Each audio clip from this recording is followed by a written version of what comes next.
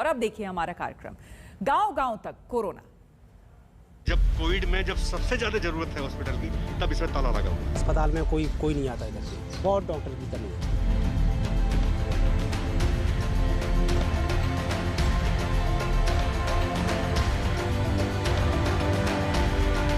Vaccine अभी तो कोई नहीं लगा, तो न तो कोई खैर खबर है न कुछ है।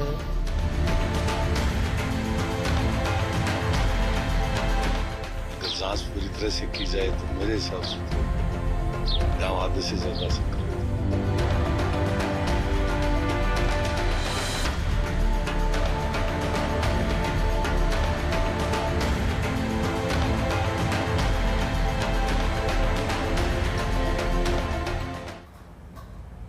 शहरों में हाफती स्वास्थ्य सेवा का हाल तो सबने देख लिया है। अब असली डर गांव को लेकर है। प्रधानमंत्री ने भी एक दिन पहले गांव में वायरस को लेकर डर जताया तो राज्यों ने पहले केंद्र को चिट्ठी लिखकर गांव में कोरोना रोकने पर जोर दिया।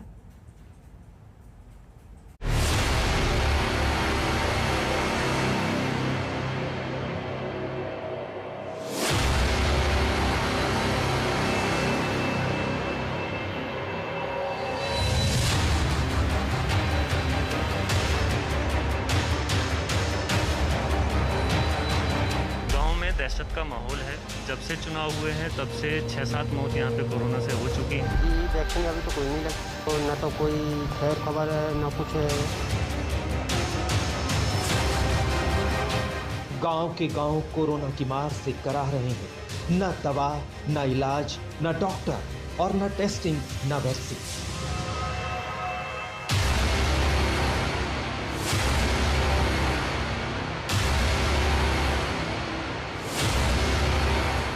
आज तक ने जब बिहार से लेकर यूपी तक के गांवों की पड़ताल की तो कोरोना पर जैसे गांव वाले किस्मत के भरोसे छोड़ दिए गए थे।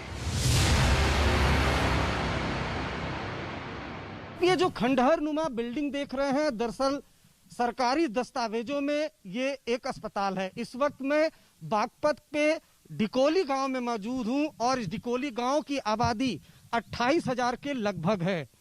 गांव में आए दिन कोरोना से लोगों की मौत हो रही है, लेकिन 20 सालों से आसपास के गांवों में यही एकमात्र सरकारी अस्पताल था जो अब खंडहर में तब्दील हो चुका है। इस वक्त हम मौजूद हैं दरभंगा के बहादुरपुर में और मेरे पीछे आप ये जो खंडहर नुमा इमारत देख रहे हैं, दरअसल ये एक उप स्वास्थ्य केंद्र है जो कि गनौल में स्थित है। और पहली झलक में ही आपको इस इमारत को देखकर ये अंदाज़ा हो जाएगा कि किस तरीके से ये स्वास्थ्य केंद्र खुद वर्षों से बीमार पड़ा हुआ है। जगह जगह से आप देखिए किस तरीके से ये स्वास्थ्य केंद्र टूटा फूटा है और लोग बता रहे हैं कि लॉकडाउन के समय से तो ये स्वास्थ्य केंद्र बंद पड़ा ही है। साफ है कि ग्रामीण क्षेत्रों में स्वास्थ्य व्यवस्था को दुरुस्त करने के लिए स्वास्थ्य केंद्रों के नाम तो बदल गए हैं, लेकिन उसके प्रवृत्ति और प्रकृति में कोई विशेष अंतर नहीं आया है। अस्पताल के नाम पर बड़े बड़े भवन तो बना दिए गए हैं, लेकिन इलाज कौन करेगा? डॉक्टर कहाँ हैं? नर्सेज कहाँ हैं? मेडिकल स्टाफ कहाँ हैं? वो आज भी जनता ढूंढ रही है। आज तक की टीम यूपी बिहार के साथ राजस्थान, गुजरात, मध्य प्रदेश और दूसरे राज्यों तक भी पहुंची। जो देखा वो चौंकाने वाला था। जिस बीमारी ने लाखों की सांसों को शांत कर दिया, उस बीमारी के खिलाफ यहाँ सिस्टम भी खामोश था। इस ग्रामीण क्षेत्र में हर घर में कमोबेश लोग जो हैं वो बीमार हैं इस वक्त। और यहाँ पे जो ग्रामीण क्षेत्र होता है तो उसमें आमतौर पर लोग क्या बहुत ज़्यादा खुल के बताते नहीं हैं कि उनको क्या बीमारी है, लेकिन आप देख सकते हैं यहाँ पे, ये देखिए यहाँ पे भी इलाज चल रहा है। तो ये ग्रामीण क्षेत्रों की स्थिति है जो आप देख सकते हैं। लोग बड़ी संख्या में इस वक्त खांसी, जुकाम, बुखार जैसे लक्षण लेकर के जो है पहुंच रहे हैं। कोरोना की दूसरी लहर ने शहरों की सांसें थाम ली। कहर का अध्याय अब गांवों के उस माहौल में खुल रहा है जहां मुकाबले के नाम पर हाथ खाली है। बिहार, यूपी, एमपी, राजस्थान, हरियाणा, उत्तराखंड, झारखंड और पंजाब जैसे राज्य अदृश्यवाद के शिकार हो रहे हैं।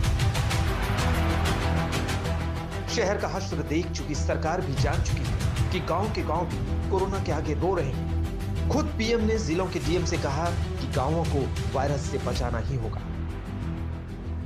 जब आपका जिला अगर जीतता है तो मतलब देश जीतता है। जब आपका जिला कोरोना को हराता है तो देश कोरोना को हराता है। और इसलिए जिले का मिजाज, गांव गांव में एक मैसेज कि मेरा गांव मैं कोरोना मुक्त रखूंगा, मेरे गांव में मैं कोरोना को प्रवेश नहीं करने दूंगा, ये गांव के लोग संकल्प लें। गांवों को लेकर सरकार की फिक्र दिल्ली से होते हुए राज्यों की राजधानी तक से सवाल कर रहा है। सभी राज्यों ने केंद्र को अपनी वो रिपोर्ट सौंपी जिसमें गांवों में कोरोना से तैयारियों को लेकर आने वाले वक्त के मुकाबले की आउटलाइन है। गुजरात ने कहा कि लॉकडाउन लगाने का अधिकार पंचायतों को दे दिया गया है। महाराष्ट्र में कोरोना प्रिवेंशन कमेटी घर घर जाकर मदद कर रही है। केरल में हर पंचायत में एम्बुलेंस का इंतजाम है। यूपी में पंचायत निगरानी समिति स्वच्छता पर जोर दे रही है। मध्य प्रदेश के गांवों में संक्रमण के हिसाब से रेड, ऑरेंज और ग्रीन जोन बनाए गए हैं। पंजाब में मुख्यमंत्री अमरिंदर सिंह ने गांवों में ठीकरी पहरा सख्त करने का आदेश दिया है। हमारी बड़ी तेज से फैली है, घर से बिना मास्क के कोई ना निकलना। हिमाचल में ई संजीवनी ओपीडी से मरीजों को मुफ्त सलाह मिल रही है। हरियाणा में प्रवासी मजदूरों के लिए क्वारंटीन सेंटर काम कर रहे हैं। राजस्थान में गांव-गांव मेडिकल किट बांटा जा रहा है और रोजाना उनकी समीक्षा की जा रही है। आंध्र प्रदेश में गांवों ने तय किया है कि मास्क नहीं तो गांवों में एंट्री नहीं है। अगर सर्दी, जुकाम, बुखार, खांसी हो तो कृपया करके छुपाना नहीं, तत्काल बताना ताकि दवाई का किट दिया जा सके, टेस्ट किया जा सके और तत्काल उपचार प्रारंभ किया जा सके। लगभग 1 लाख के आसपास हमारे पास राजस्व गांव है। अब एक ग्राम पंचायत में कई राजस्व गांव होते हैं। राजस्व गांव में भी कई पूर्वे होते हैं। इसलिए उनसे कहा गया कि आप लोग राजस्व गांव को केंद्रित करते हुए स्क्रीनिंग की कार्रवाई करें। संदिग्ध और हर लक्षण युक्त व्यक्ति को चिन्हित करके उनकी सूची बनाइए। अपने परिवारां नूं बचाओ, अपने बच्चों नूं बचाओ, घर वालियां नूं बचाओ, गुआंढियां नूं बचाओ, पिंड बचाओ, मुहल्ले बचाओ। जाओ जदों भी कोई गल हुंदी है जाओ डॉक्टर कोल और अपना टेस्ट करवाओ, और अगर थोड़ा कोविड है अपना परिवार का भी टेस्ट कराओ और जाओ बाहर। यानी ये साफ दिख रहा है कि गांवों पर कोरोना अटैक अभी बाकी है और सरकारें हाहाकार से निपटने को तैयार नहीं है। हिमांशु मिश्रा, दिल्ली, आज तक। यूपी के गांव-गांव से कोरोना के फैलने की तस्वीरों ने सिस्टम को चौंका दिया है। गंगा से लेकर दूसरी नदियों में शव बहाए जाने लगे तो हड़कंप मच गया। अब पुलिस पेट्रोलिंग कर रही है ताकि शवों को प्रवाहित ना करके उनका अंतिम संस्कार किया जाए।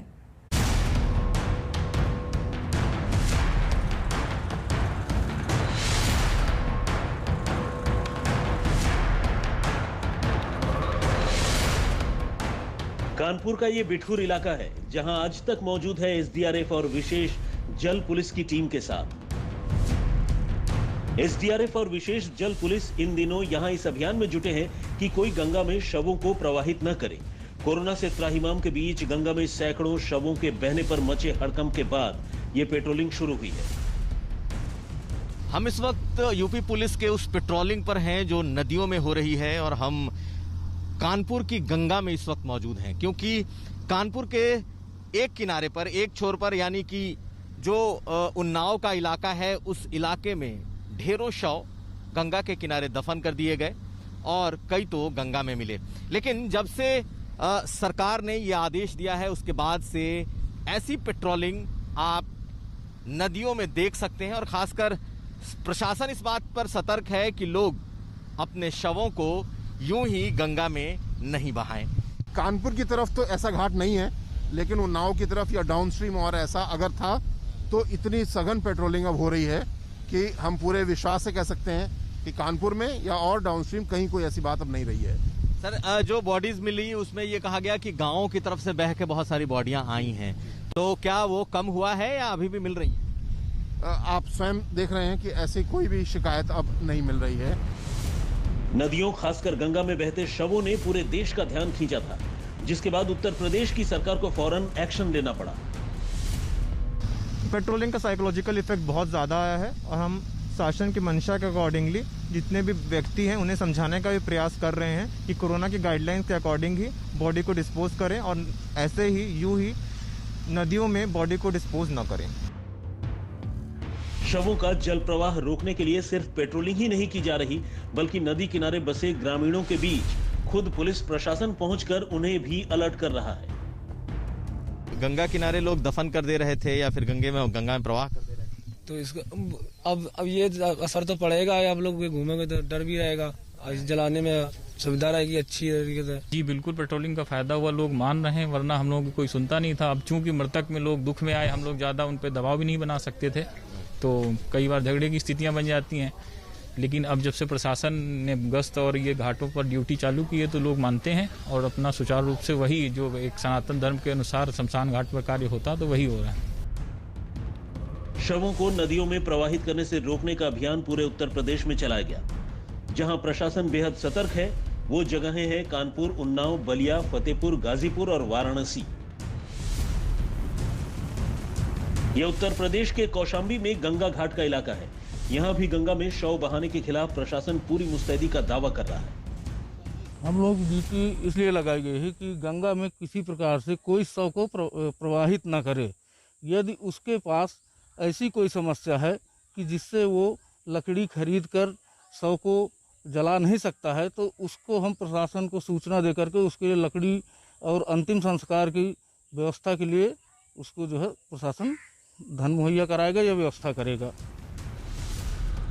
उत्तर प्रदेश में शवों के जल प्रवाह के खिलाफ प्रशासन की जागरूकता का असर भी दिखा है। बीते दिनों में रोजाना सैकड़ों शव बहते दिखे थे, लेकिन सोमवार को डीजीपी मुख्यालय से जारी आंकड़े के मुताबिक सिर्फ 39 शव नदियों से बरामद हुए। कौशाम्बी से पंकज श्रीवास्तव के साथ कुमार अभिषेक, कानपुर, आज तक।